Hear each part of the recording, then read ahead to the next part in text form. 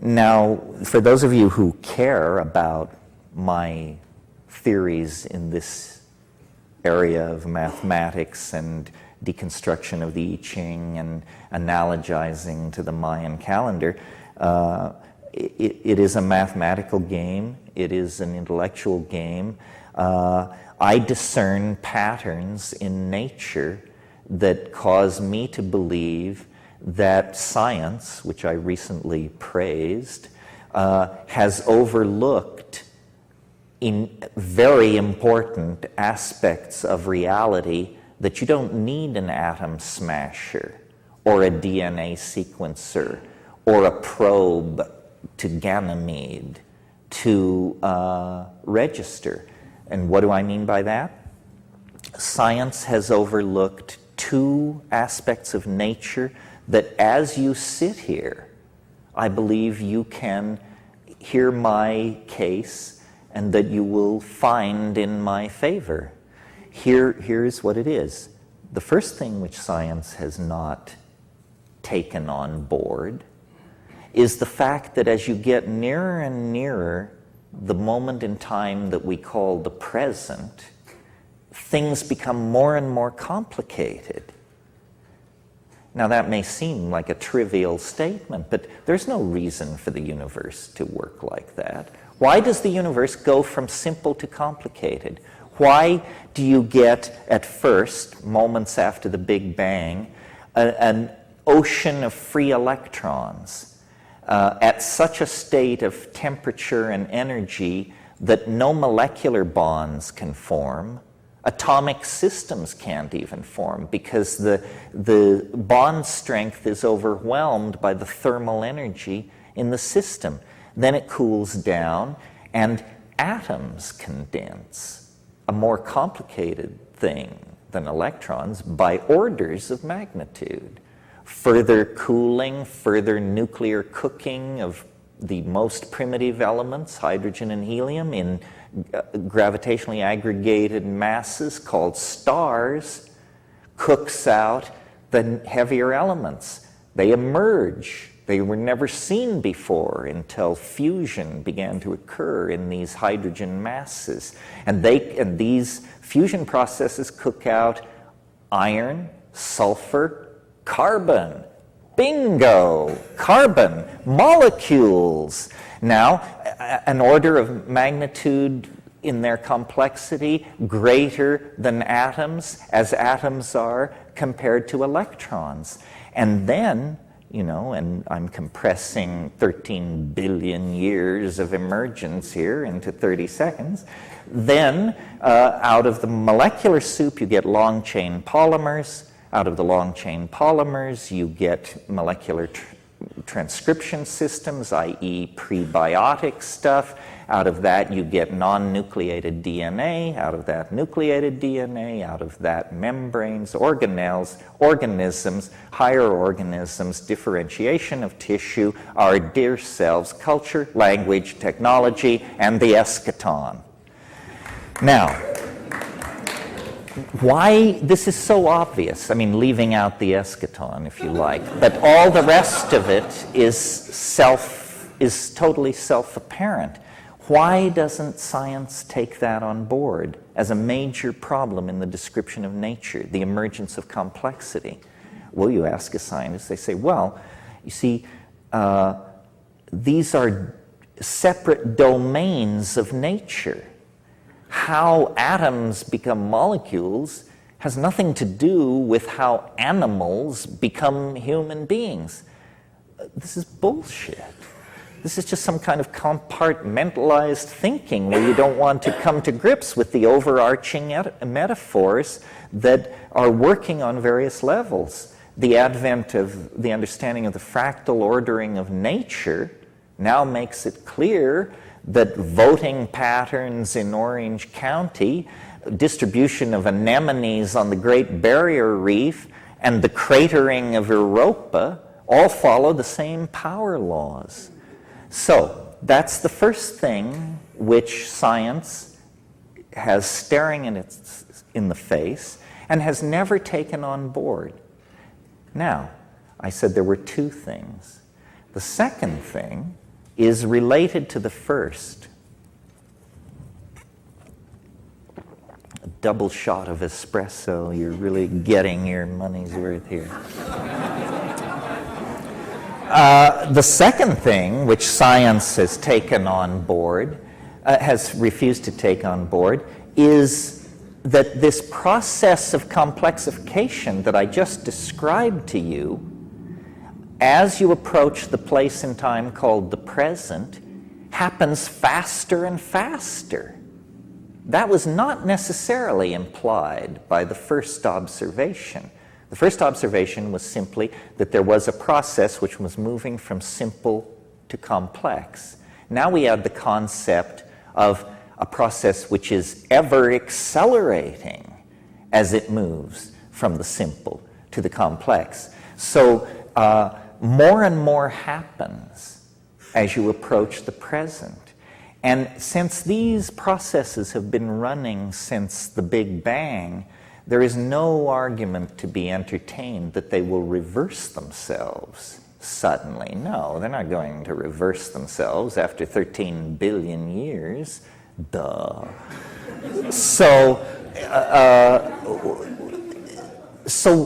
But the implication of that, carried to its ultimate extreme, leads to a conclusion most people find too wild to entertain. If the universe is evolving deeper and deeper into complexity, faster and faster, and if now in a human lifetime we can see a small portion of this curve, it no longer appears flat to us because of our nearness in relation, you understand what I'm saying? We can actually discern the curve.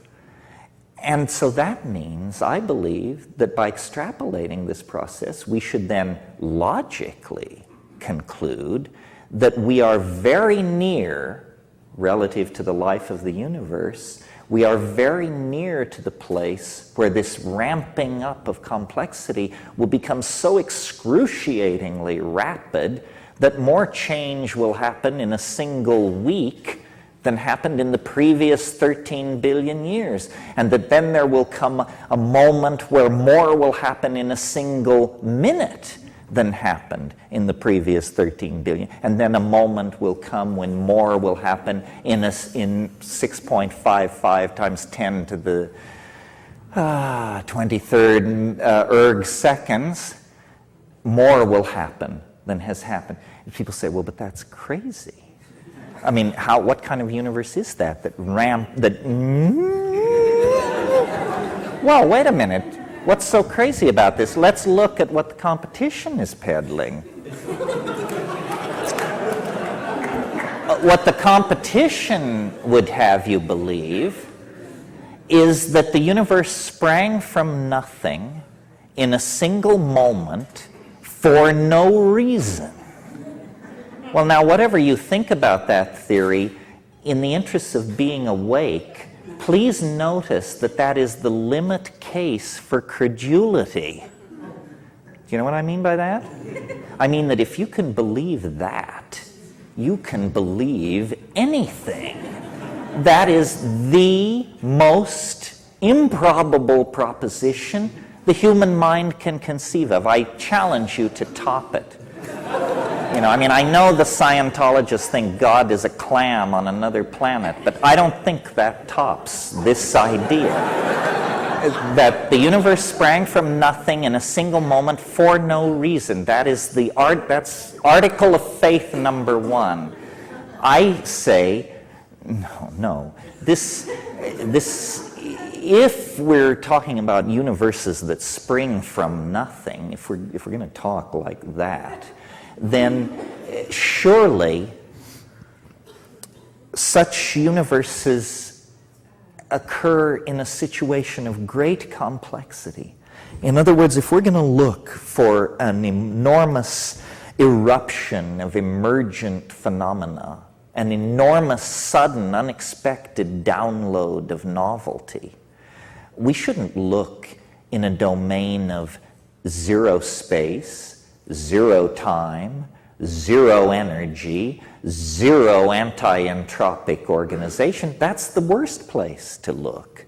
That's the least likely place where such a singularity would spring out. Where should you look if you believe in this Jabberwock, this chimera, this particular beast? Where should you hunt this snark?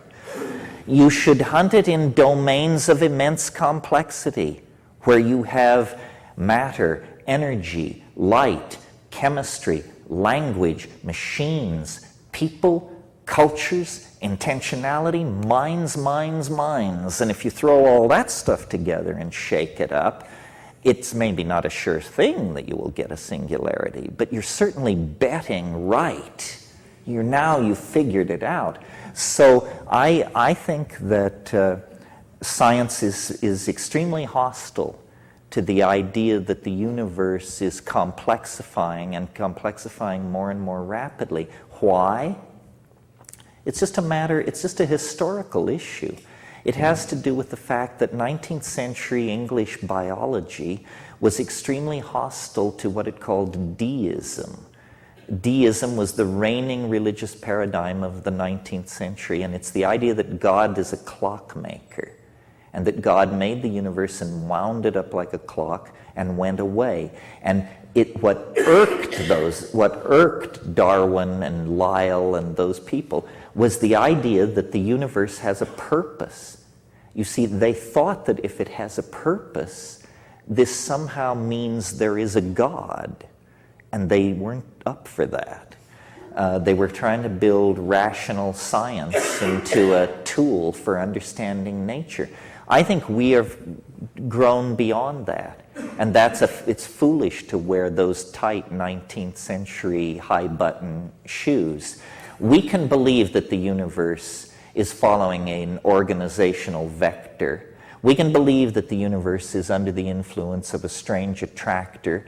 We can believe that the universe is pulled toward a future denouement, as well as pushed by the unfolding of causal necessity. We can believe all of that without evoking the 19th century concept of God. Now, why do I spend so much time on this? And what's so great about all this? Here's what's so great about all this. If you will join me in this belief that the universe works as I have described, it's an engine for the generation of complexity, and it preserves complexity, and it builds on complexity to ever higher levels. If you entertain this, guess what happens? It's like a light comes on the human condition. Who are we in my story? Well, first let me tell you, who are we in science's story? We are nobody. We are lucky to be here. We are a cosmic accident. We exist on an ordinary star at the edge of a typical galaxy in an ordinary part of space and time. And essentially, our existence is without meaning, or you have to perform one of those existential pâté douxes where you confer meaning, or one of these postmodern soft shoes. But if I'm right, that the universe has an appetite for novelty, then we are the apple of its eye. Suddenly, cosmic purpose is restored to us. We left the center of the cosmic stage in the 13th century and haven't been back since. But this idea says, no, people matter. You are the cutting edge of a 13 billion year old process of defining novelty. Your acts matter. Your thoughts matter. Your purpose, to add to the complexity. Your enemy, disorder, entropy, stupidity, and tastelessness. And so suddenly then, you have a morality, you have an ethical arrow, you have contextualization in the processes of nature, you have meaning, you have authenticity, you have hope. You have the cancellation of existentialism and positivism and all that late 20th century crapola that people used to entertain back in the old days. So that's why I am so keen for the idea of novelty, because it seems self-evident.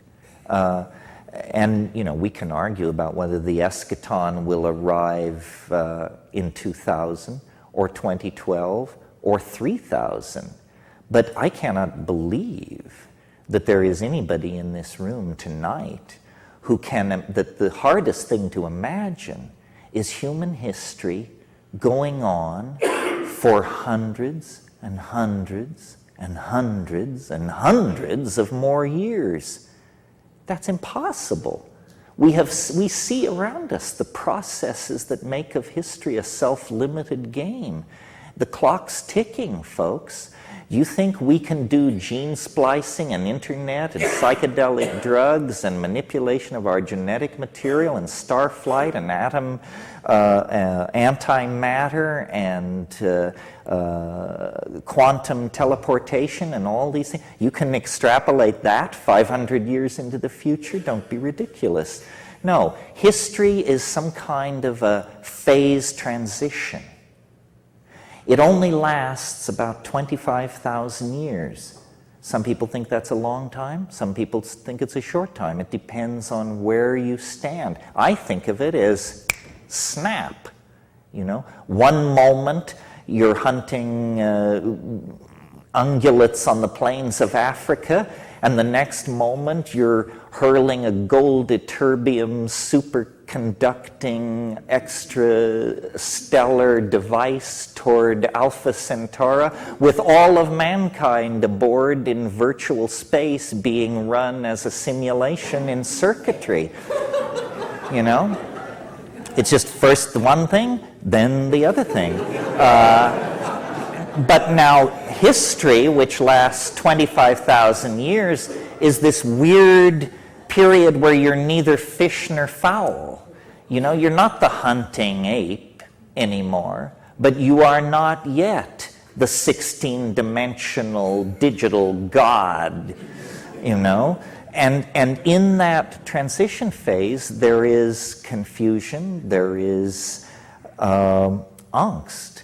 But now we're at the end. We have no, I maintain anybody who's peddling angst and peddling pessimism and peddling all this stuff is just, that's so 2 minutes ago.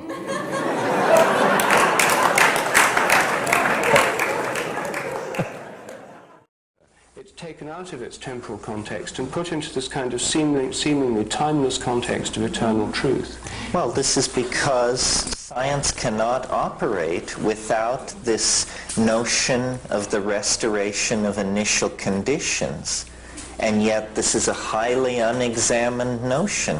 And as all these anecdotal incidents indicate, there is no restoration of initial conditions. All of science is being practiced on an unexamined and apparently false assumption. So a more honest definition of what science is science is the art of studying those phenomena so crude that they can have an apparent restoration of initial conditions.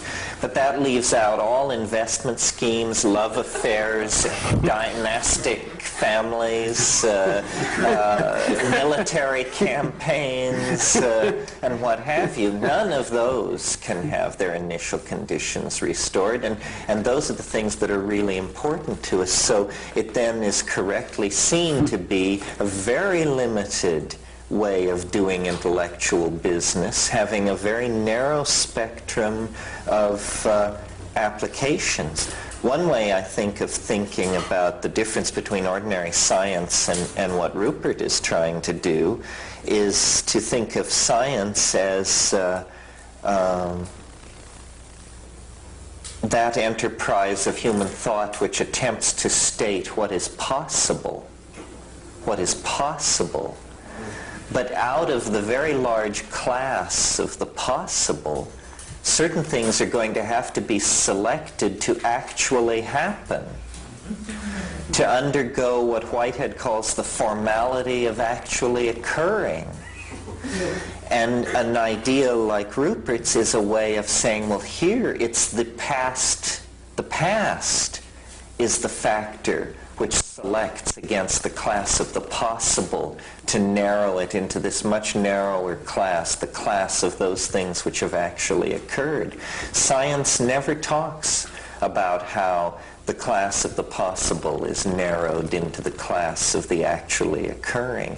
And yet this is obviously a big question. We don't want to know what's possible. We want to know what's going to happen.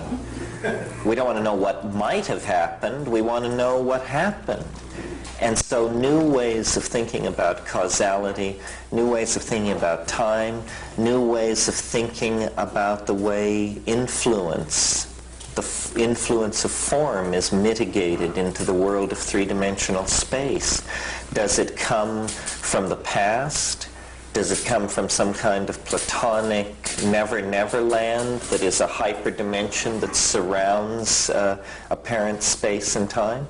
Does it come from the future? Is it like a dynamic attractor? Is it a huge flickering shadow across a lower dimensional landscape that is somehow gathered into itself? These are the kinds of questions that have to be asked to create a new model of time that is empowering of the felt presence of immediate experience. That is the new ground zero of any kind of humane science. The felt presence of the immediate experience of the individual has to be the primary datum of a new science. Otherwise, it isn't going to be a new science. It's just going to be a retread on the old science.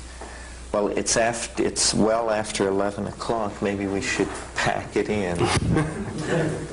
Thank you very much.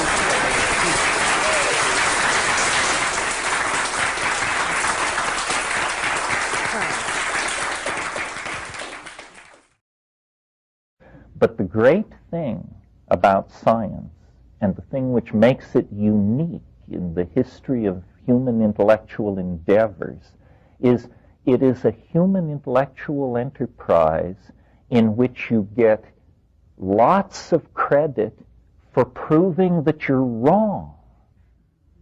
Scientists really respect each other for proving that they are wrong. If you have a theory that you've defended for 15 years and then you publish a paper saying, I've been over it again, I've looked at the data again, and you know what, fellow colleagues, I botched it. I was wrong. They promote you for this. They say, this is the essence of intellectual honesty. We know you do good work because we see how you trashed your early accomplishments. Religion doesn't work like this. In the religious domain, you never admit you're wrong. You further elaborate the story to save whatever preposterous notion has been exposed, and you never deny, you never recant, you never go back. And so what you get is error, based on delusion, based on illusion, based on lie, based on half-truth, based on supposition, based on somebody thought it would be nice if. Conferences on virtual reality.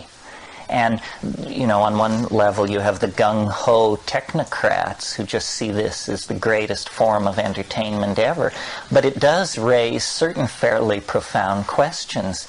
I mean, if you can put on a glove and some iPhones and go into a synthetic world, let's say a lavishly furnished mansion on a hill, but in that mansion a painting hangs over the fireplace, and by pointing your finger at the painting, you go through it and break through onto a pine-dotted plain with a fountain in the center of it.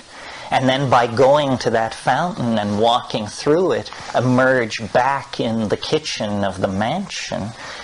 Where does reality begin and end? And how can we at this moment satisfy ourselves that we are not in some kind of solid state matrix of some sort? How can we satisfy ourselves that this is not itself a simulacrum? And the answer is you can't. We only assume it isn't because that's called Occam's razor. You all know what Occam's razor is, right? It's the idea that hypotheses should not be multiplied without necessity. The simple way of saying that is the simplest idea should always be preferred.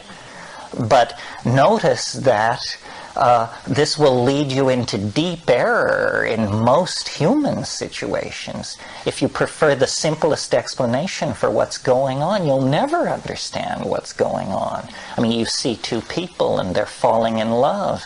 If you assume they're falling in love because they like each other, you're probably missing the fact that one just inherited $10 million and the other is a rat. And, one was abused as a child and the other is able to manipulate people all over the map. So Occam's razor is fine in the formulation of physical theory, but it doesn't take us far in understanding human motivation. Yeah. Well, this is a topic late in the game for this workshop. But people in all times and places have asked this question, is, okay, if we reduce it all down to nothing, then how do we build it back? And philosophers have developed what are called razors, or logical tools that allow this process to go forward.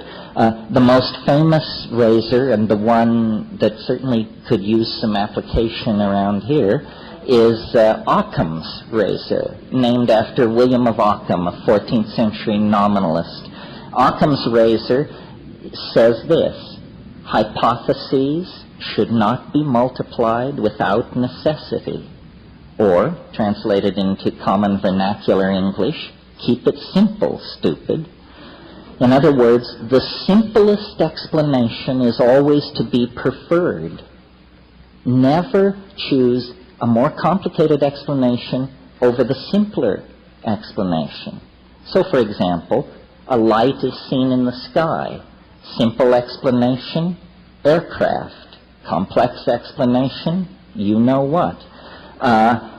The simpler explanation is to be preferred until further evidence forces its abandonment. And God knows, even with this razor in place, you're forced to some pretty complicated hypotheses by some situations. But if you will rely on your own intuition, the felt presence of immediate experience, and logical razors, another good one, I call this one the Gorbachev razor. Trust, but verify. Trust, but verify. It's okay to trust as long as you verify. This keeps you out of trouble. So these are simply the rules of mental hygiene that are no longer taught because commercial interests have determined that people who don't know these things are easily manipulated in the marketplace, and people who do know these things are not. It's horrifying to realize that whether you can think straight or not is a decision being made for you by the Fortune 500 corporations. Is it one more argument for overcoming culturally reinforced childishness? Well, okay, so that's perhaps enough about the point of view of straight science, because I doubt there are very many people in this room who actually practice that kind of science. A point that should be made about reality that comes slightly closer to the experience of each of us is, for society to work, for reality, always in quotes, to work, we have to assume that we are sharing the same reality. And there are different levels on which this assumption operates. For instance, many of you have heard me talk about the slippery vicissitudes of language, that in fact we are communicating, we are most in agreement when we are silent with each other, because then our assumptions about how we're in agreement are able to fully unfurl themselves. But all it takes is somebody breaking that silence and stating the contents of their mind for the assumption of our shared reality to completely collapse upon us. Because it turns out, I think it's one way, you think it's another, I believe we're doing X, you think we're doing Y, I think we're serving so-and-so, and you think we're serving somebody else. And this is why, I think great relationships are built in silence, because then nobody ever finds out what's really going on.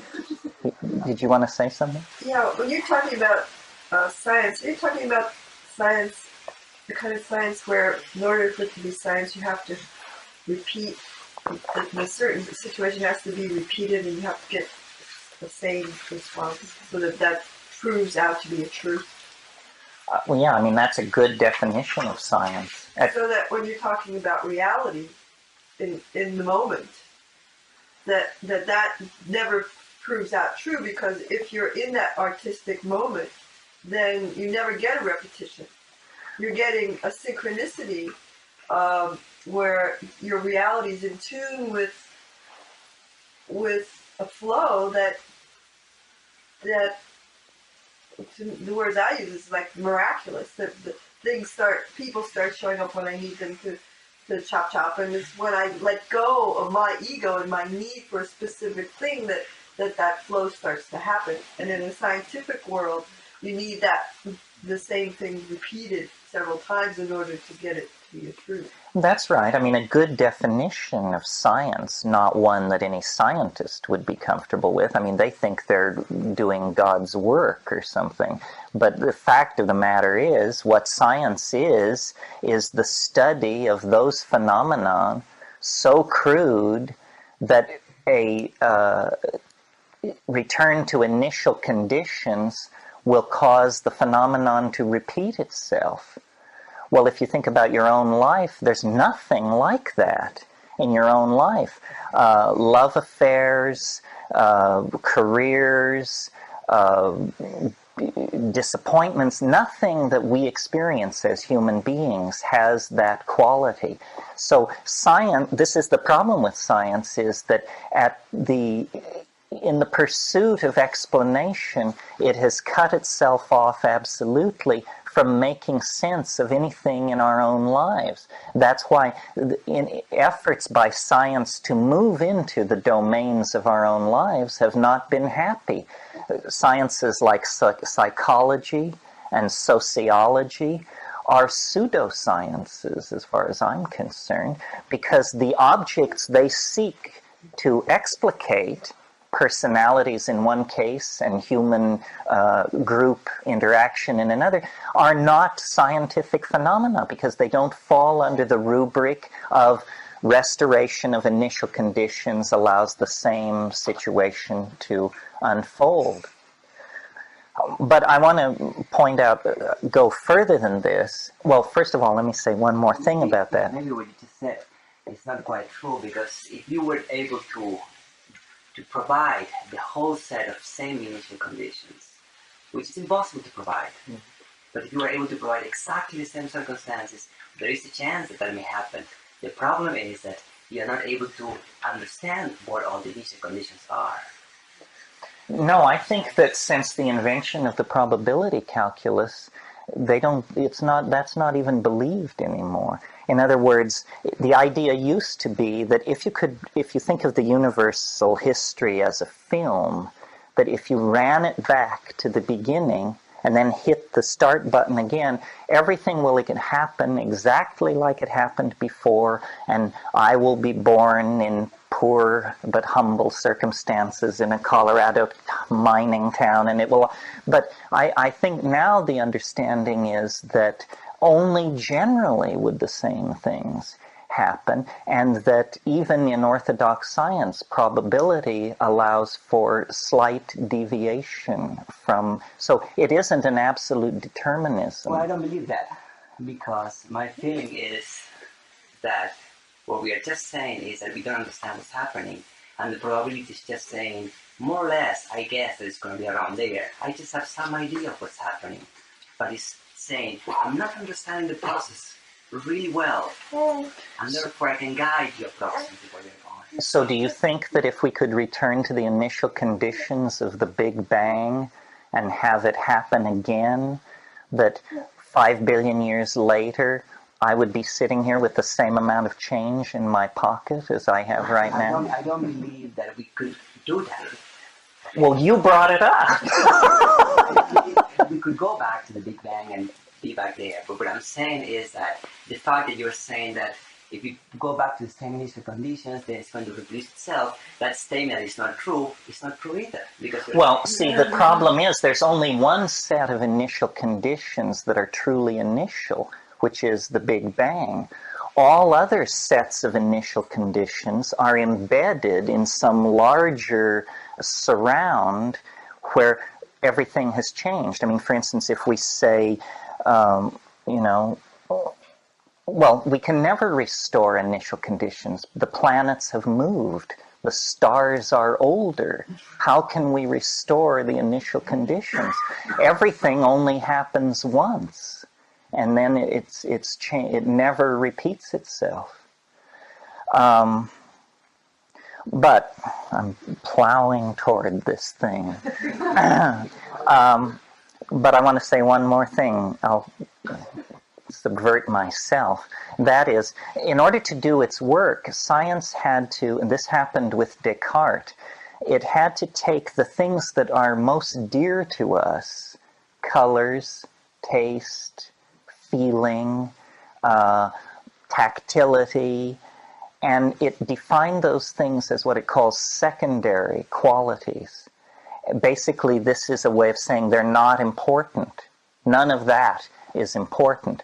And what is important are primary qualities: spin, velocity, angular momentum, charge. Strangely enough, things none of us have a very intuitive grasp of, nor do we ever encounter these things in any naked form. They're always embedded in matter. So science, in order to do its work, basically had to define the universe of feeling, emotionality, and immediacy as somehow peripheral, derivative, epiphenomenal, unimportant. And we all live with this legacy, unconsciously or consciously. We are the victims of this kind of denigration of what we intuitively feel to be important, which is immediate experience. And immediate experience is not an object for scientific inquiry. Never has been, never will be. I mean, these pseudosciences fiddle with it a little bit, but the first thing they do when they study, for instance, human behavior, is they don't study, they set up an experimental situation, which is not like any human behavior you've ever dealt with before, like either, looking at screens and pushing buttons or receiving electric shocks if you get right answers and stuff like that. I mean, how many times do we find ourselves in a situation where if we get a right answer, we avoid an electric shock? I mean, it's absurd. However, then, there is a further distancing from reality that takes place that is not to be laid at the feet of science, although to discuss it we have to use scientific terminology. And that is, it goes like this. We all assume that if we are, I just stated what a great thing silence was for building shared assumptions. So if we are all silent, and we look around us in this room, we do tend to make the assumption that we all see the same thing, that we are all sharing the experience of the room. But when you analyze perception, you discover a very weird thing about perception. For instance, let's take the primary sense in human beings, which is sight. We trust our eyes. We believe that that our eyes tell us something about immediate reality. However, if you analyze what sight is, what seeing is, it's that light reflected off surfaces pours into a sensory organ and then is transduced through a series of neurological transforms into an interiorized model of the immediate surround. The problem with this is that the light which enters my eyes is entirely mine. You don't get any of it. And the light which enters your eyes is entirely yours. Not a single photon is ever shared by two people. If it's my photon, it can't be yours, because photons can only be in a very discretely defined area of space, in this case, in my retina. So everything I'm seeing is entirely opaque to you, hidden, occult, and everything you're seeing is entirely opaque and hidden to me. We are truly prisoners of our unique perception. So it's a miracle that we can build models where we get any sort of shared consensus out of it at all. Terence, may I say something? Sure. You're driving the tape editor mad. Because you can turn this around, because the twin photon experiment shows, in fact, that there's no way that a photon can be considered as an individual object. I mean, what the experiment demonstrates is that every photon fills the entire universe. Well, it demonstrates it by the fiat of a fishy formula, don't you think? No, I think it's Well, why not? How do you explain the interference pattern? Well, I think that explaining it, it's not really explainable in the sense of, if you mean how do you reduce it to a linear logic, you don't. It's pretty mysterious. Yeah, well, it does come out of a linear. I mean, it ends up you have to assume that the photon goes through both slits, and you get the interference pattern as a linear superposition of the. So it is in a sense linear. But what I would argue is, since a photon is not a little particle, it's something else. I mean, at least one of its properties is that it fills the entire universe and can interfere. One could understand that we're all receiving, in fact, the same photon. Every photon that goes in my eye goes in everybody else's eye. Well, but when you say it fills the entire universe, it fills some parts of the universe much more than others. That's the probability. Yes, and that's what gives it its particulate nature, is that it tends, it is technically everywhere, but it's only technically everywhere. In any practical sense, whenever we carry out a measurement on it, and seeing is a kind of collapse of this quantum vector, then it appears to be particulate. That's absolutely right. We've only ever observed photons as particular, but the effects we observe, like the interference pattern, is not particulate. You can't explain it in terms of... That's right. So even though that photon that goes through your eyes mostly goes through yours, and only a little bit goes through mine, you can't ignore the bit that goes through mine, because there are lots and lots of examples of quantum... But don't you think that the experiments which prove this kind of thing are... depend on such a vast chain of assumptions that the experiment itself becomes highly questionable. I mean, first of all, the first assumption that's made that is absolutely outside the realm of proof is that mathematics has something to say about reality. And we could actually have spent the entire evening on this, except that it probably would clear the room of all but the most hardcore. But no one has ever shown why operations with numbers, which are, after all, entities only met with in the confines of the minds of anthropoid apes, should somehow have this overwhelming relationship to reality. What is the relationship of mathematics to what we call reality? The fact is, nobody knows. It's a deep mystery. Well, then when you talk about experiments, the assumptions, the hidden assumptions behind any experimentalist approach are usually so great that once made explicit, the experimental method is seen to be simply the servant of a formal theory and can't be seen to serve truth at all. Do you agree with that? Yeah, I do. I mean, but that's what you end up facing is the fact that it's our concepts that are creating the reality. And so even the assumption that there's a surface out there that's reflecting light is not an assumption that a physicist would make. Because Yeah, well, in fact, if we made that assumption, we couldn't get anywhere. I mean, it just doesn't work. That's right. Down. I think the purpose of this evening is to show that reality is a naive concept and should probably be abandoned as quickly as possible. Well, reality from this stance, what I hear is it's reality from a standpoint of physical explanations, which seem like red herrings in some way to me. Is that if there's, speaking from sort of what would be a more spiritual viewpoint, that sort of the physical plane and things, matter and everything falls out from more archetypical or something that has a less or more spiritual meaning, which I don't have so much of a reality problem with. In other words, that seems more real to you, this invisible dimension of eternal objects that are casting a lower dimensional shadow into the stream of time and giving rise to appearances. Yeah, that's what you wanted to do.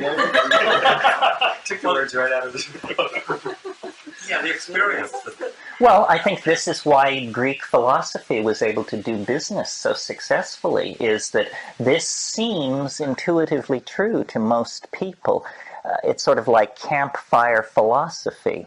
If you just sit down and try to figure it out, there's something in the human mind. I mean, I suppose it's self-referential if we call it archetypes, but there's something in the human mind that causes us to gravitate toward this Platonic point of view.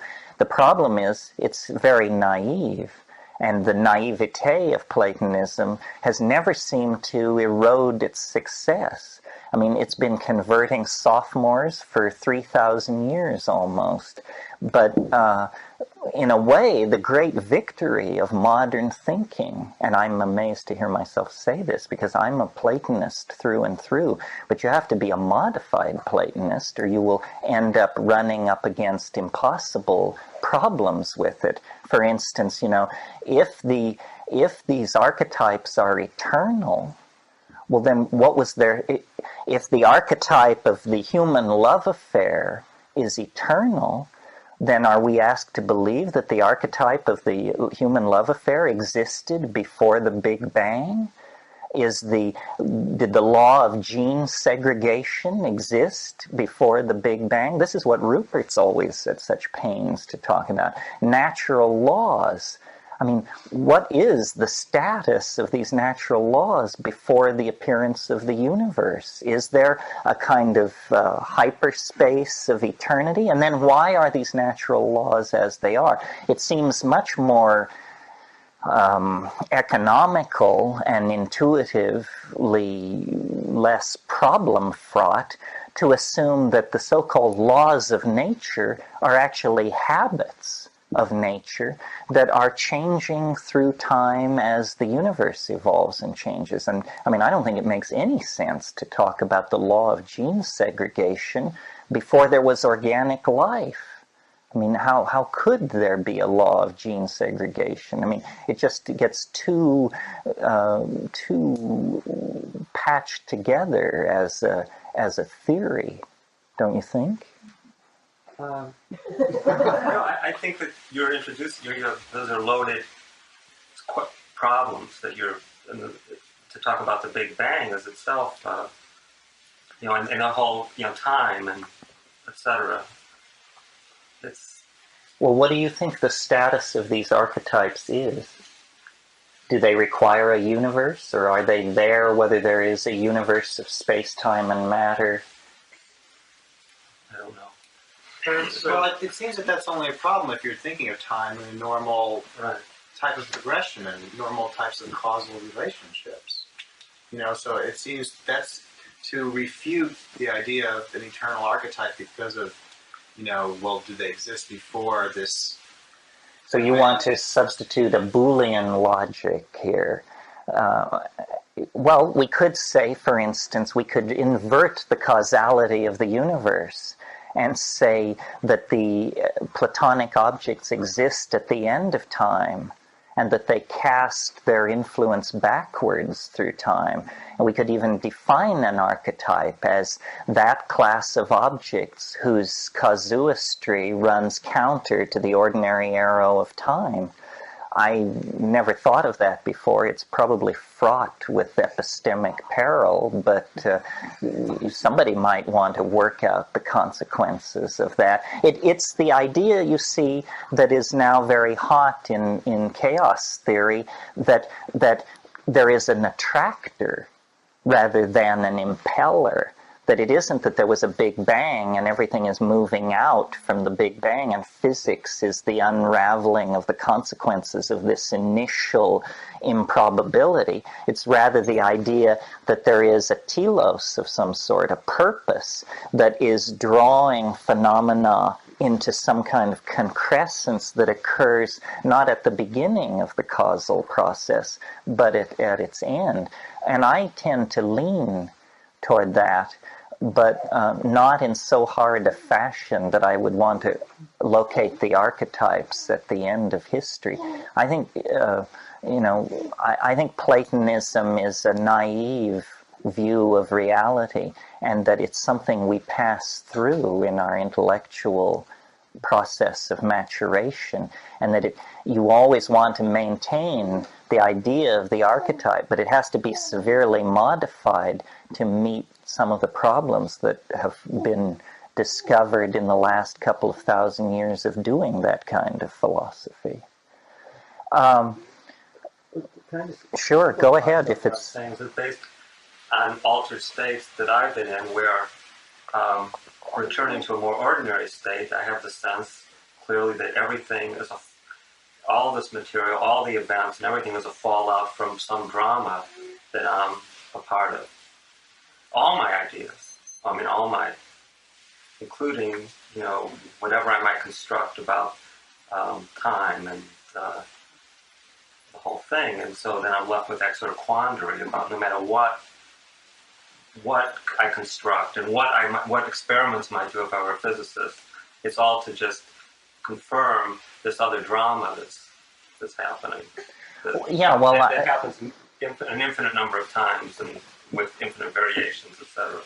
Sort of the point that I would like to make is that is the point you're making, that reality is, if explored at all, if stressed, if pushed, it breaks apart. The concept isn't viable. The first thing to realize is, where is it writ large that anthropoid apes should be able to reach the bedrock of reality? Why should we imagine that beings like ourselves are somehow divinely charged with the opportunity to perceive the truth of the matter? This is what modern philosophy has come to understand. This is why Wittgenstein could come up with the notion of what he called true enough. That's a much more reasonable approach to things. I mean, after all, we're monkeys. And so what we need is models that are true enough, and leave God alone in his or her heaven and just work with the things that are rationally apprehendable to us. You mention altered states. And I think if it weren't for altered states, our epistemic naivete would be much greater, because we could all just fall into the culturally sanctioned hallucination that this is in fact reality. But we all know from experiencing altered states that this is just some kind of agreed upon, socially sanctioned construct that when you lean against it with drugs or philosophy or insight, it breaks up under the pressure of that. What we really are, what we call reality, is in fact nothing more than a culturally sanctioned and linguistically reinforced hallucination of some sort. And we can go outside of that hallucination, either by using drugs or physical practices like yoga, or simply by going outside of our reality. I mean, when you go to an Amazon tribe, all these things that you think are so important, you know, how the giants are doing, or what's happening on Wall Street, or how the Democrats are getting their act together. Nobody knows what in the world you're talking about. It is literally not real. And what's real is, you know, how the fish are spawning in the river and honey production that year. They have their own culturally sanctioned hallucination. Well, then when you take psychedelic drugs, you seem to dissolve the sort of the software of neurological processing, and language is that software that has been created to handle certain kinds of cultural modalities. Well, then you like penetrate beyond the screen, if you want to use a computer metaphor, and instead you discover there's assembly language in the machine, and it's deep in the machine and is rarely encountered except by hackers. I mean, that's what you're doing when you're taking psychedelic drugs, is you're opening the cabinet. You're going into the machinery, all those areas where it says the warranty will be voided if you remove this plate. Those are the plates that you're unscrewing and poking inside of, voiding the warranty on your model of reality. My take on science, I mean, I might as well couch it as a comment to you, but it will come out in some other form anyway, is science is excellent at doing what it was designed to do, but it has expanded its province into all reality and seeks to pass judgment in areas where it has no real business going. It's a very limited method that achieves its claim to universality by wildly exaggerating its accomplishments. For example, science to do its work, I mean modern science post-Newton, depends on probability theory. But probability theory has a built-in assumption that has never been thoroughly looked at, and that is the assumption of what Newton called pure duration, meaning that science, if you describe a scientific procedure to someone, they don't ask whether you did it on a Wednesday or a Saturday. Science seeks to be time independent. And in order to do that, it has to make the assumption that time is invariant. This is just a first try with Occam's razor. In fact, in our own lives, what we experience is endless variation. In other words, it may be that the hydrogen bond, when it breaks, always breaks the same way. But love affairs, investment strategies, political campaigns, the building of empires, these things are always characterized by a kind of uniqueness. And science, by invading these domains with probabilistic conceptions, gives us the science of statistics, polling, and hands to us mythical entities like the citizen or the average white male, or, these are just absurd abstractions that are generated by a particular kind of worldview that is not really examining its first premises. So I would propose a modified definition of science that would then let it do its work in peace, which is science is the study of those phenomena which are time independent, but that in many realms of nature, a new theory to replace probability theory and flat duration is necessary. The power of probability is simply based on its success in these very, very limited domains. And now there's no way back from that. Modern science is thoroughgoingly probabilistic. If you were to try and remake, I mean, they're always raving about the new paradigm in science, and it's always usually some tiny diddling of what they've already got.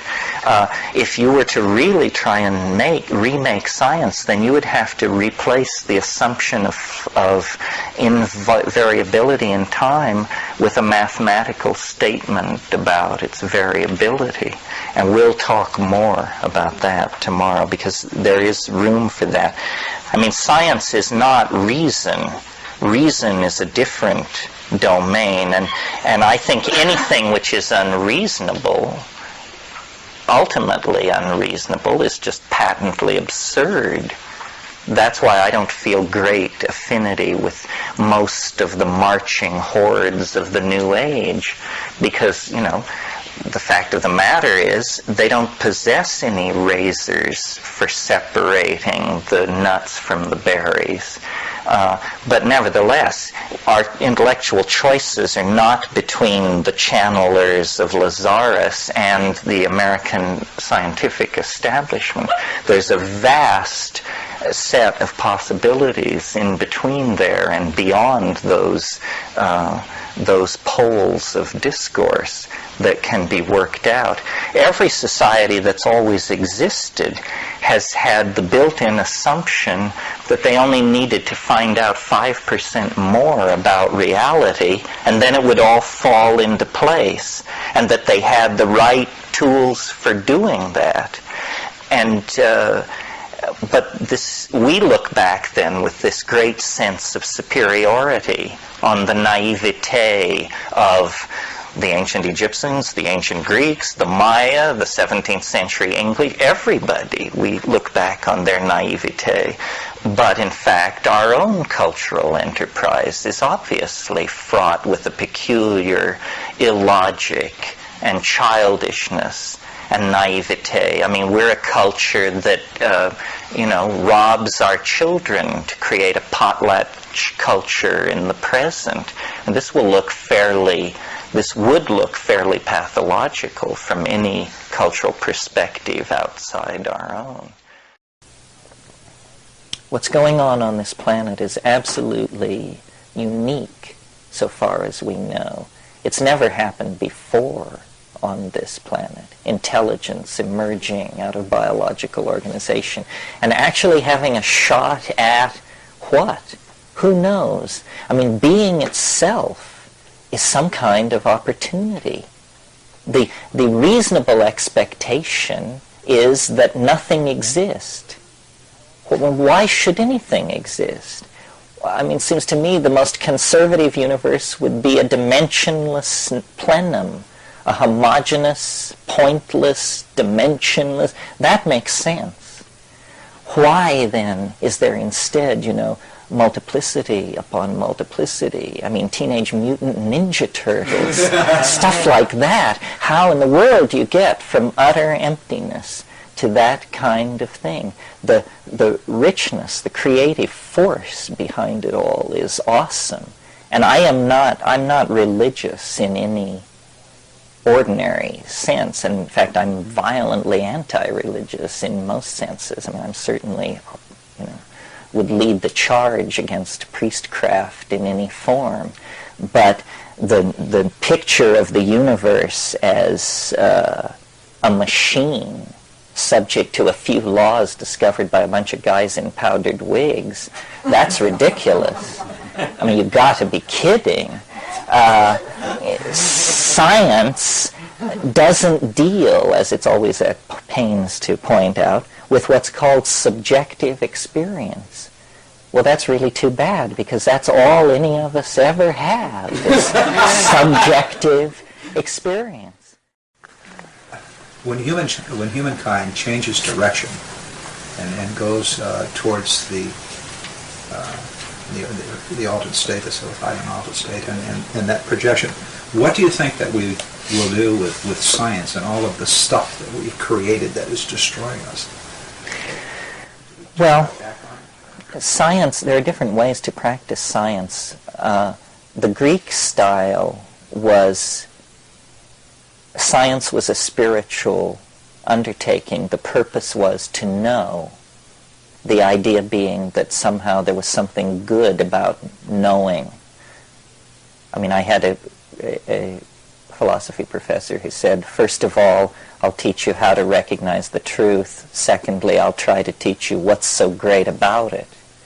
And this is that kind of a situation. Science, philosophers of science are perfectly aware of the limitations of science. It's the thousands and thousands of workbench scientists who think of themselves as servants of a world religion who create the problem. We need to know how matter works, and we need to know the things which science tells us, but it is no basis for extrapolating into human values. And the culprit there is the concept of social science. This is an obscene idea, and we should disabuse ourselves of it immediately. Social science, psychology, intellectual history, even linguistics, I would say, and philology, all of this stuff. These people should find honest work. They're not scientists, and they're mucking up. I mean, it was a grand dream of science that it would extend its methods into social phenomena, having had such great success in the 19th century with Darwin and Wallace and biology. They thought, well, then Herbert Spencer and all these people, why not just extend it into society? But the problem is there are emergent properties in society that exceed the descriptive engines of science. There are emergent properties in biology. I mean, biology is not, may also have to be left out of science. I mean, biology is classificatory, and it works very well there. But in terms of mechanism and understanding, it's pretty murky.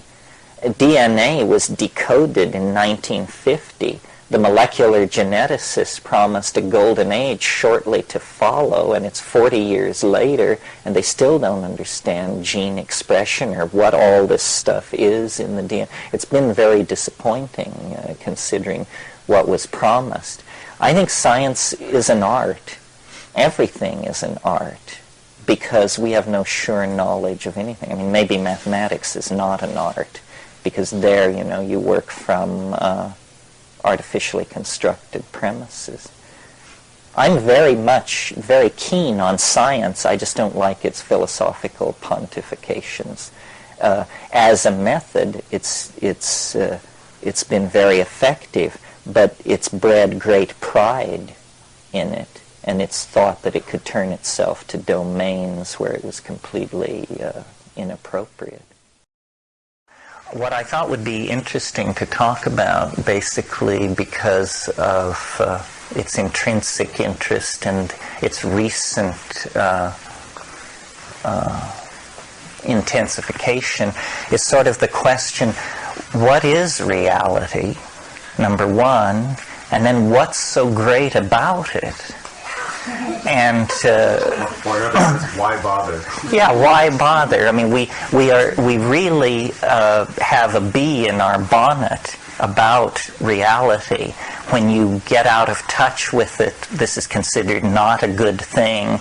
Reality is the unmoving reference point in a universe of flux to which we are always supposed to go back and re-reference ourselves. And it's a funny concept. First of all, it is a concept. It's not it's not an object with its own interior ontos. In other words, it doesn't have being outside of the culture's assumptions about it. This is the first big news about reality. The reality of the Witoto is a completely different reality from the West European or the Canadian.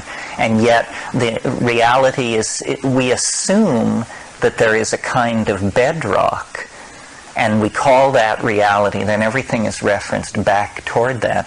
Well, I wanted to talk about it tonight because it's an incredibly slippery concept. I mean, I would say getting your hands on reality is about as likely as getting your hands on true love. You know, you're always going toward it or looking back at it, but you rarely have it in front of you in the moment. And yet the moment is where we spend most of our time. So we're kind of run ragged by the nostalgia for something we never knew, is what it almost comes down to.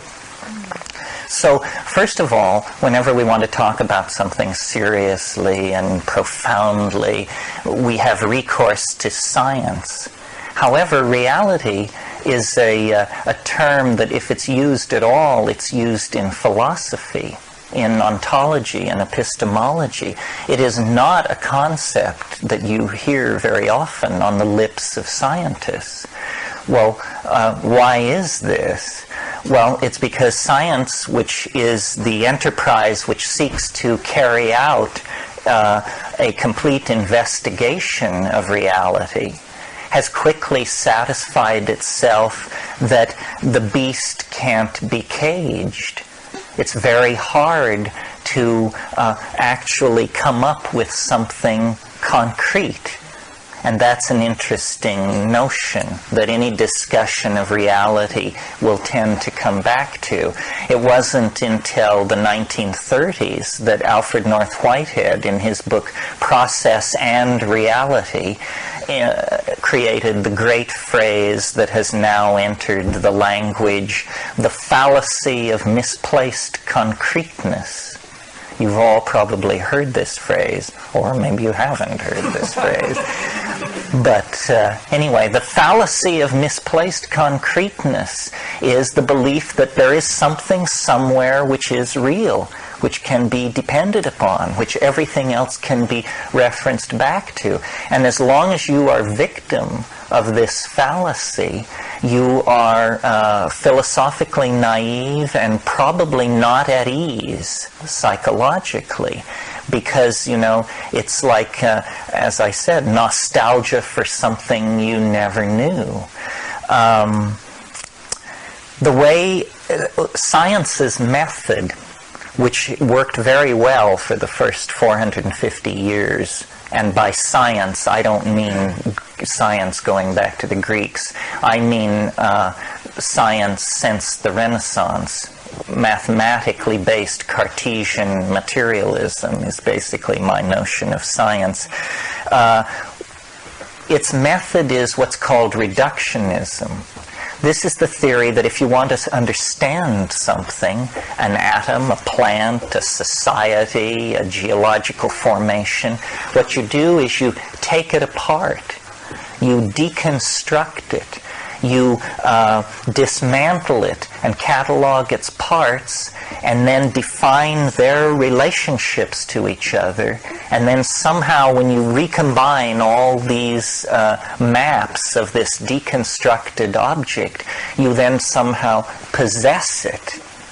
And this worked very well up until well into the 20th century, because it was assumed that matter, which was taken to be somehow a primary constituent of reality, that matter was made out of tiny billiard balls that were called Hamiltonian atoms, and that these distinct and concrete billiard balls could be located absolutely in time and space, and their relationships to each other defined as charge, force, momentum, spin, so forth and so on, and that out of these primary qualities, adhering to these elementary particles, notice these words primary, elementary, that are telling us we're getting close to bedrock, out of this you could reconstruct the world. The problem is, and I won't bore you with this because so many people have, quantum physics showed that these hard little billiard balls were the most tragic example of the fallacy of misplaced concreteness. They don't exist. There isn't such a thing. When you go down and down and down, suddenly everything becomes paradoxical. Ordinary logic no longer applies. And, without beating a dead horse, I would remind you that quantum physics, quantum electrodynamics, which is always held up as the greatest intellectual edifice ever constructed by the mind of man, is a complete mess in terms of the aesthetic of its logics, because it requires two logics operating simultaneously.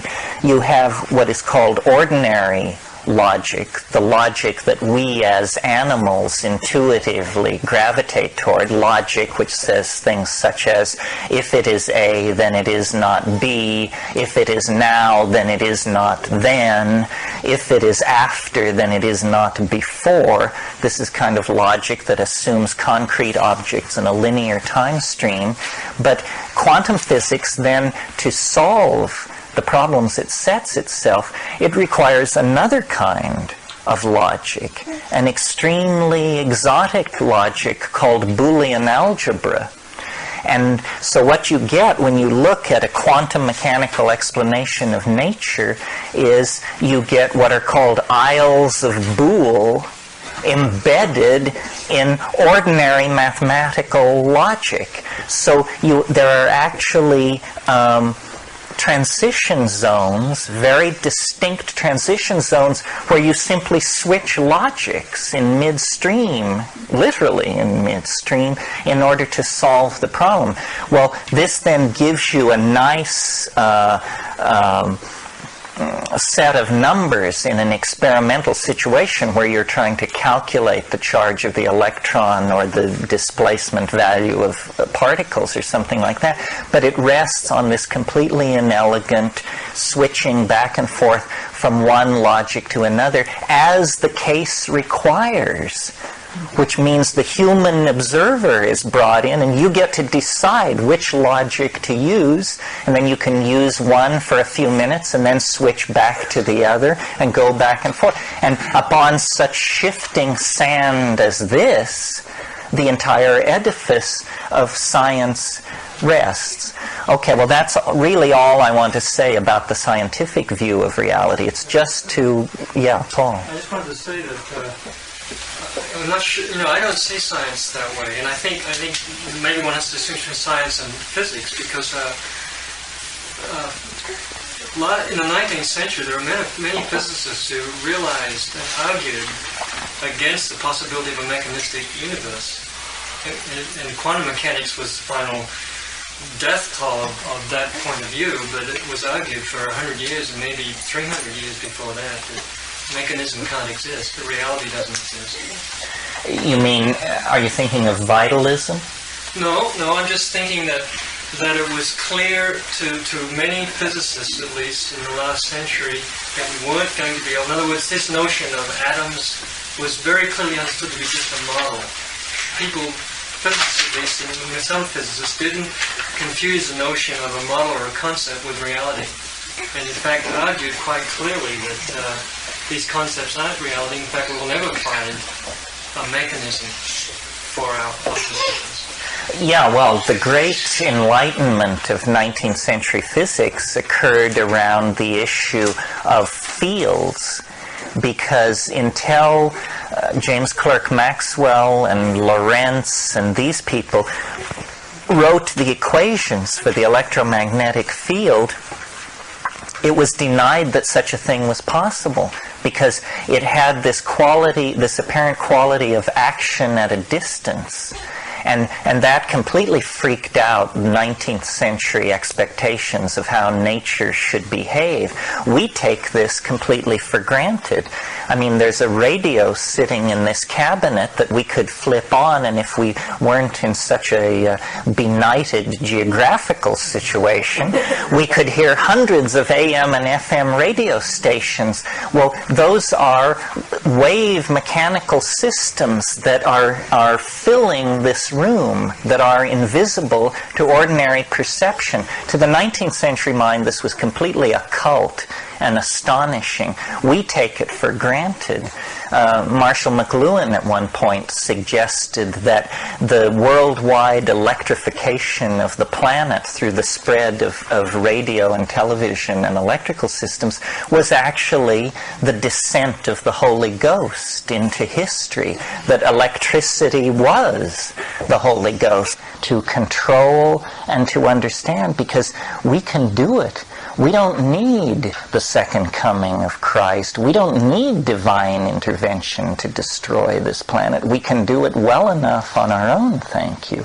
So a huge responsibility evolves upon people within the global culture to try and come to terms with what is possible and what is to be done.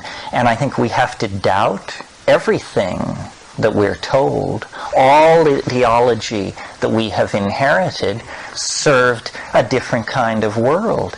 I mean, don't forget that as recently as 100 years ago, people believed that the earth was created on September 15th, 4004 BC. I mean, the steam engine was the most powerful form of technology that existed. In the last 100 years, we have gone more than half of the distance that we've traveled in the last 50,000 years. And you can actually begin to see the outlines of what it's all about.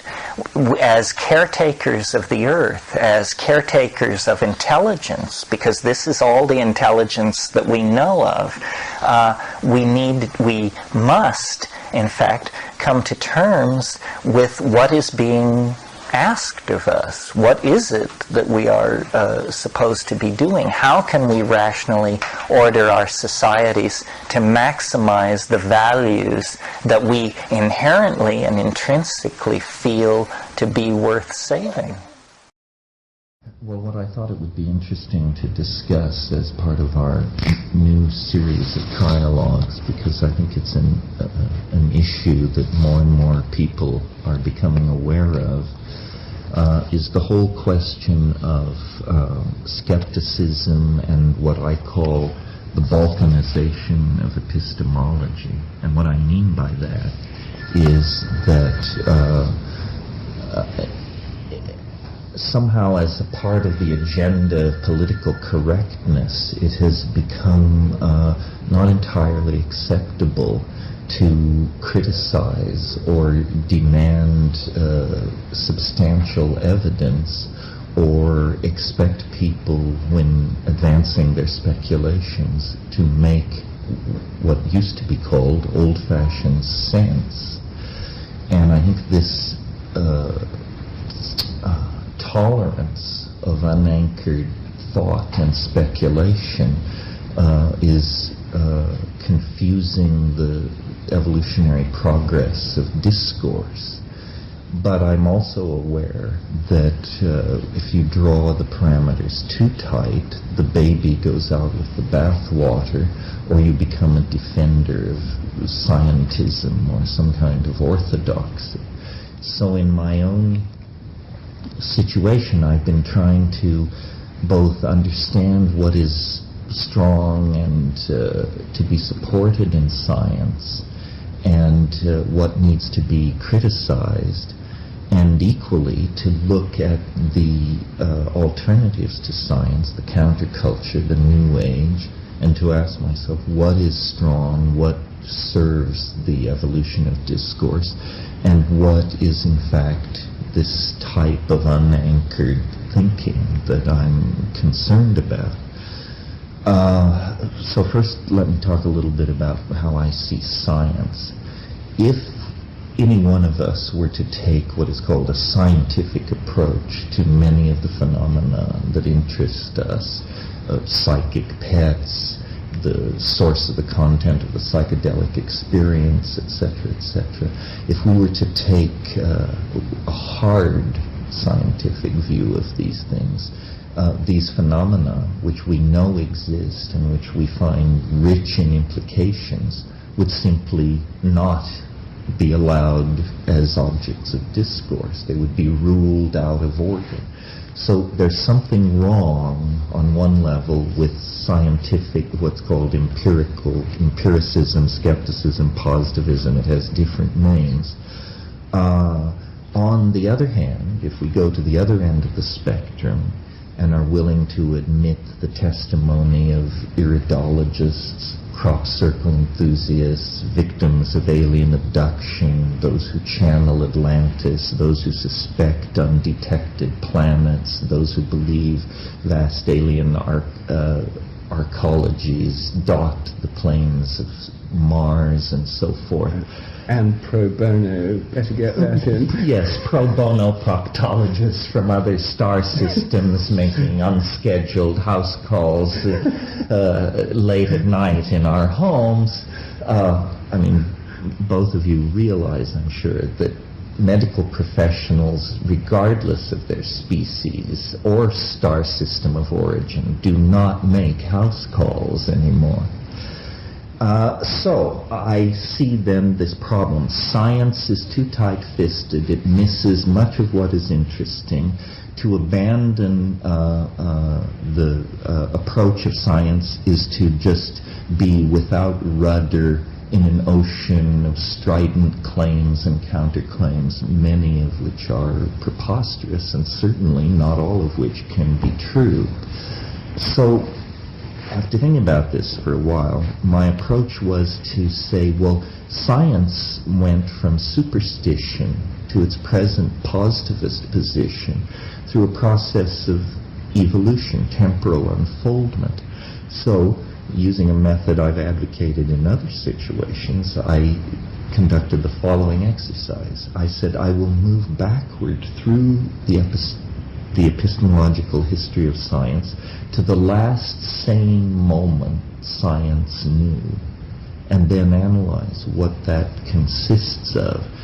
And I'm not completed in this process, but what I find is that a curious betrayal has occurred in science, that with the rise of capitalism and industrialism, science has actually become, has allowed assumptions to be made that betrayed its original intent. And what I mean by that is modern science relies on statistical analysis of data. You know, measure 10 times, add the values, divide by 10. This tells you how much rain is falling, how much voltage is flowing through a wire, something like that. This approach to phenomena mitigates against unusual phenomena. Inevitably, because they are statistically insignificant. That's the phrase that is actually used. So we can talk about this in detail. I don't want to spend a lot of time on it, but I think you see my implication that the method of statistical analysis, produces general formalizations of nature's mechanisms and wonderful products which can be sold and patented and so forth. But it's a coarse-grained view of nature, and what it mitigates against seeing are the very things which feed the progress of science, which is the unassimilated phenomena, the unusual data, the peculiar result of an experiment. So looking at that then, I said, well, where are we in the history of science where this happened, and how was it before? And you may wish to correct me 100 years either way, but I'm very interested in sort of bringing back and reappreciating William of Ockham, who, aside from the things I'm saying about him here, which are very nice, also had a notion not much appreciated of what he called unlimited progress. And it comes very close to novelty theory's belief that the universe progresses unto emerging with the nature of God. But the thing about Ockham that bears on all this is, of course, his famous razor, which simply says, and it's been interpreted many ways, but hypotheses should not be multiplied without necessity. Or, to put it more simply, the simplest explanation of any phenomena should be preferred until found inadequate. Explanation should not be complexified beyond the demands of the problem against which it's being brought to bear. So what I'm feeling is, if we abandon statistical analysis of nature and realize that probably the assumption of temporal invariance that assumes about the underlying fields of nature is in fact a cheerful assumption, untested and unprovable. So we should get rid, in my hypothetical reformation of epistemological dialogue, we should get rid of statistical analysis. We should dial science back to the late medieval period of Ockham, and we should do science that way. And applying Ockham's razor, we're quickly able to cut away the underbrush that these peripheral and alternative people have brought to the table. Some of it's good. Things like hypnotism, acupuncture, nutrition therapy, rational approaches to telepathy, clairvoyance. None of this is what I have a problem with. I don't have a problem with people proposing new models of nature. What I have a problem with is unanchored, eccentric revelations taking their place at the table. The channelings from the Palladians, for example, the Sitchinite reconstruction of the ancient Near Eastern archaeology, the Arguellian distortion of the Mayan accomplishment. I find these things pernicious and easily dealt with if we use Occam's razor. But when we go too far into statistical analysis of nature, then we begin to cut away at our own beliefs and assumptions about nature. Yours, Rupert, of the morphogenetic field, mine of novelty theory, and there must be some aspect of all this that would threaten you, Ralph, if extremely empiricist and positivist criteria were brought to bear. In other words, we've all been called soft in our time, but in fact, I think our softness indicates a failure of science. Science has hoarded itself to the marketplace and to technology, and interesting high-order phenomena like societies, economic crashes, complex system behavior is going to remain forever blurred in our understanding as long as we rely on statistical analysis. It's a tool, it had its place, but to hold on to it indefinitely is going to retard mathematics' ability to give a deeper account of nature. A perfect example of this, and then I'll stop, would be the enshrinement of the so-called uncertainty principle in physics throughout the 20th century. You know, the supposed great bridge between science and mysticism. Well, it turns out it's just malarkey. There is no uncertainty principle. David Bohm's formulation of the quantum physics gives perfect knowledge of velocity and position without ambiguity. It calls forth the notion of non-locality. That's why the Heisenberg formulation was preferred. But again, non-locality accepted permits some of the things we're interested in, telepathy, information from other worlds arriving via the morphogenetic field, and so forth and so on. So I haven't been maybe as rabble-rousing as you expected by naming in turn various heresies to be consigned to the flames, but I do think there are too many loose heads in our canoe, and that no revolution of human thought that I'm aware of succeeded through fuzzy thinking. I guess I can't stress enough my sense that history is anomalous, that there's no way to get used to it, and that it represents a phase transition. It's an extraordinary emergency circumstance. It only lasts tops 25,000 years. And really the intense part is the last 5,000 or 6,000 years. I mean, if you go back 6,000 years, we're talking 4,000 BC.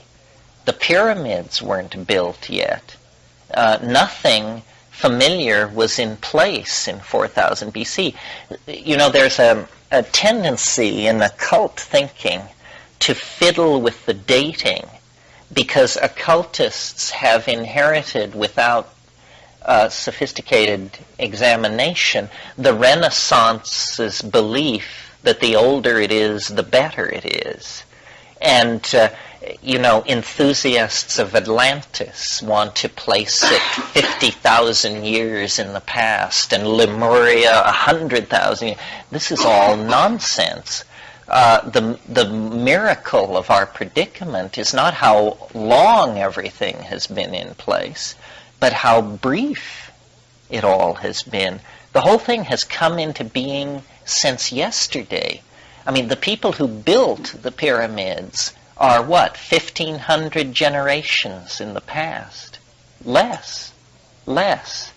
Probably more like 600 generations in the past.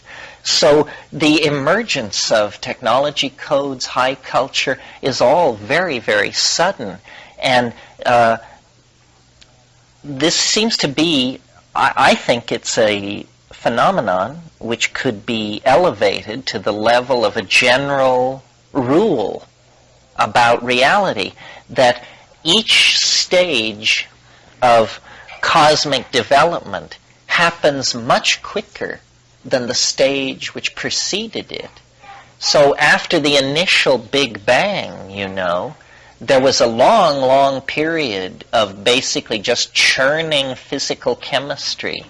Not even physical chemistry, but an atomic plasma. There were no elements. There were only electrons.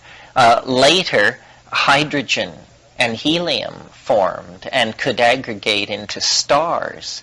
Then a new property emerged. In the center of these large masses of helium, fusion began to take place because the pressure and temperature went so high.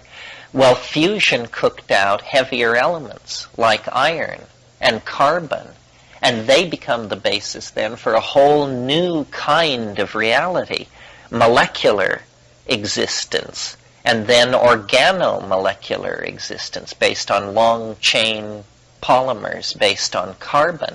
Once life emerged, the tempo really begins to pick up. Change is now coming on a scale of once every few million years.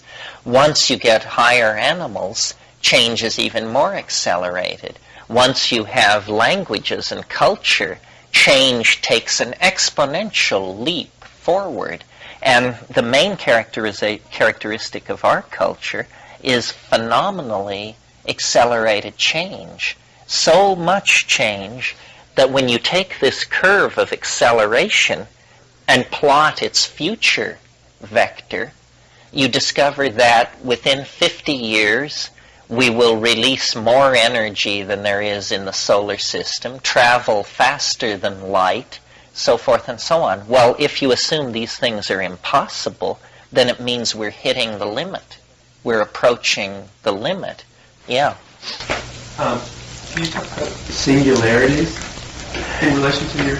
Yeah, the attractor at the end of time is a perfect example of a singularity. And, in fact, good question. It seems that, first of all, what is a singularity? A singularity is a place where the rules are broken. A miracle is a singularity.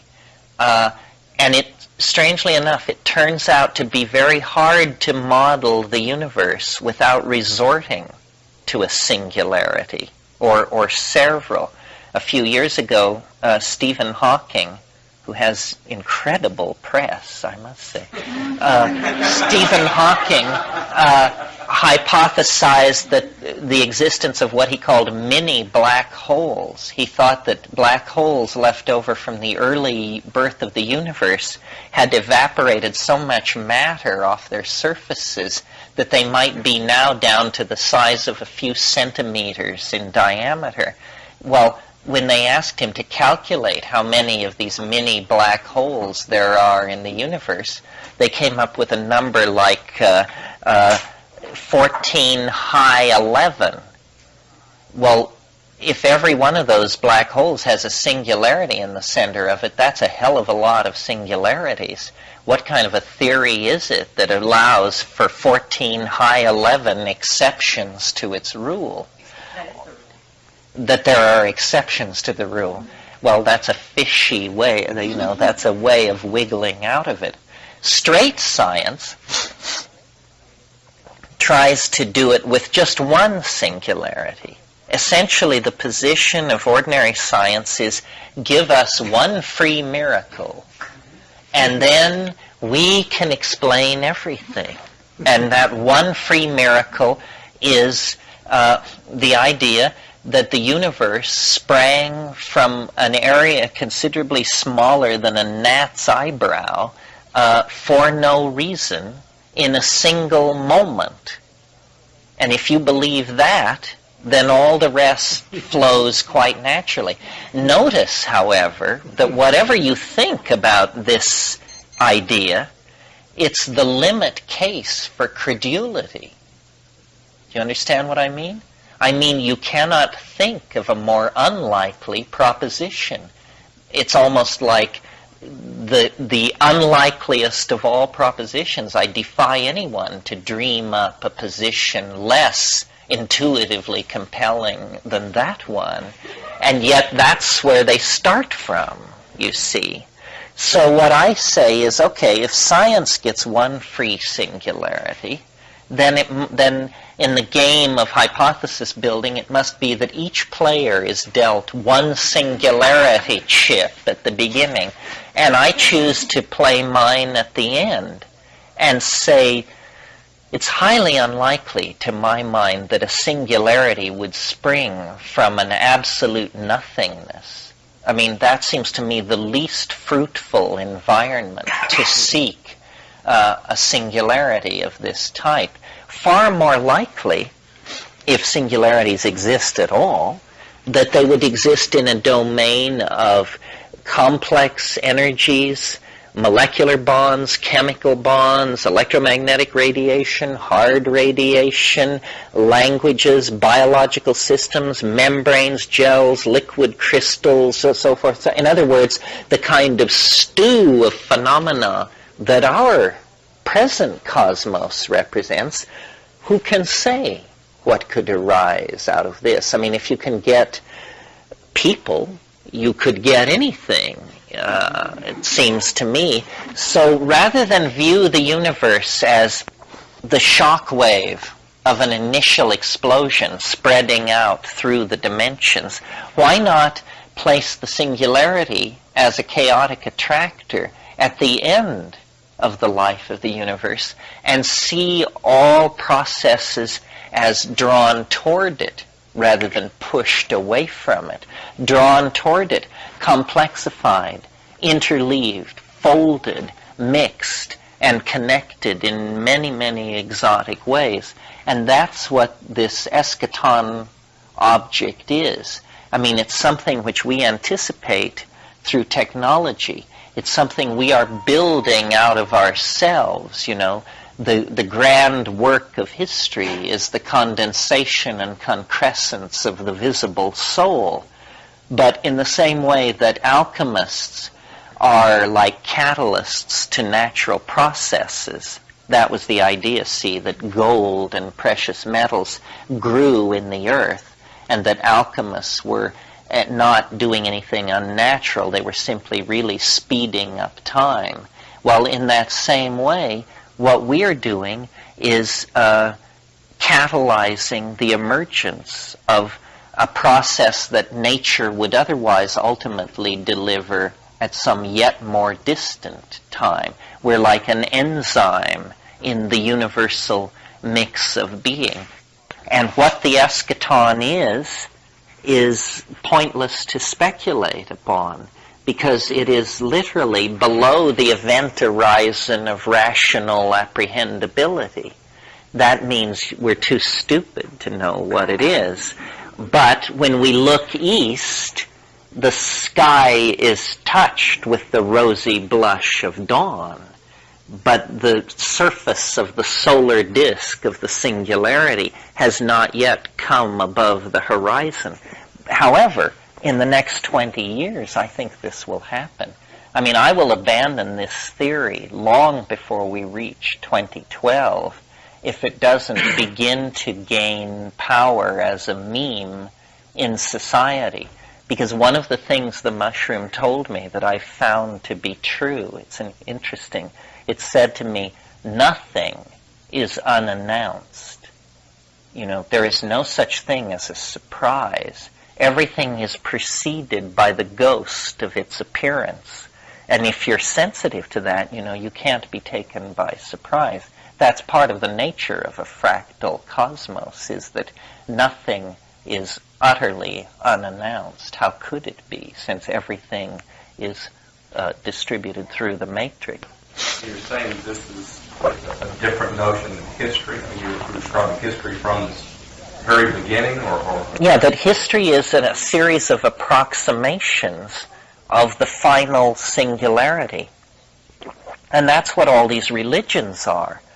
They're people's best guess, given their cultural circumstance and historical angle of regarding, their best guess as to what the singularity is.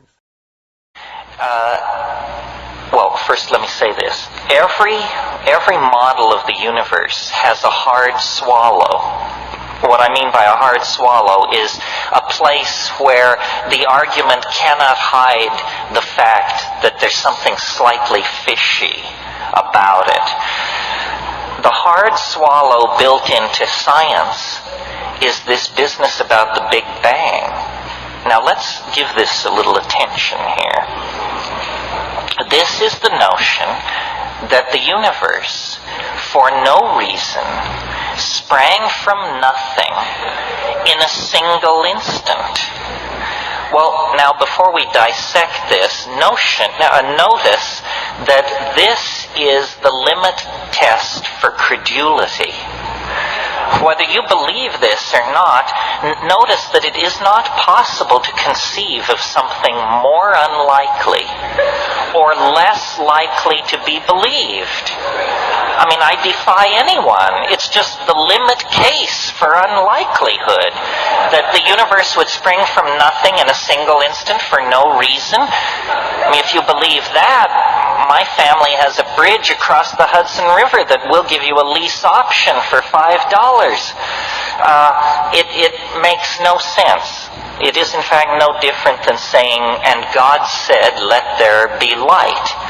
And what the philosophers of science are saying is, give us one free miracle, and we will roll from that point forward, from the birth of time to the crack of doom, just one free miracle. And then it will all unravel according to natural law and these bizarre equations which nobody can understand but which are so holy in this enterprise. Well, I say then, if science gets one free miracle, then everybody gets one free miracle. And I perceive that it is true when you build these large-scale cosmogonic theories that you have to have a kind of an umbilical cord or a point to start from that is different from all other points in the system. So if we have to have a singularity in our modeling of what reality is, let's make it as modest and as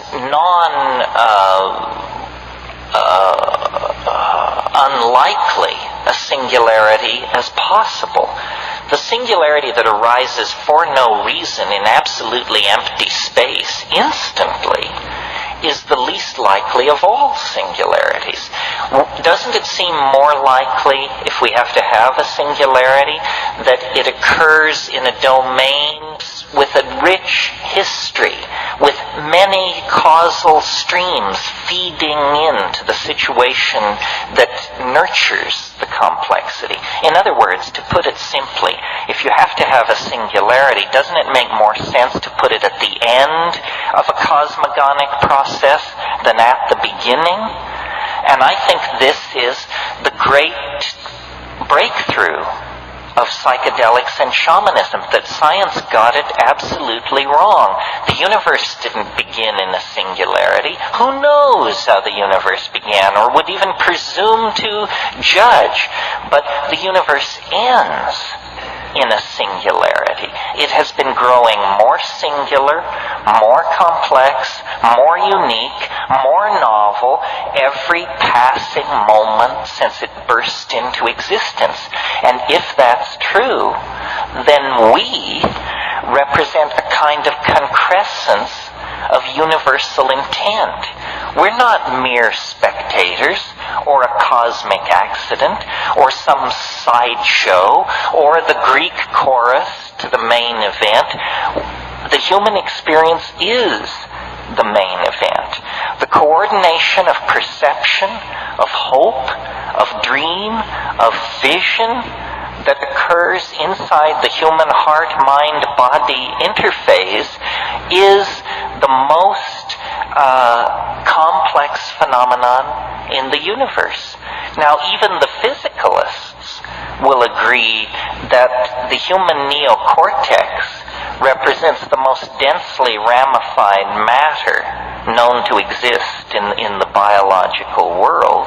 And you don't have to be a rocket scientist to see that human society, human history, human art, human literature represent things for which there is no analog in the world of wasps, groundhogs, killer whales, and so forth and so on. In our species, complexity has turned inward upon itself, and in our species, time has accelerated. Time has left the gentle ebb and flow of gene transfer and adaptation that characterizes biological evolution, and instead, historical time is generated.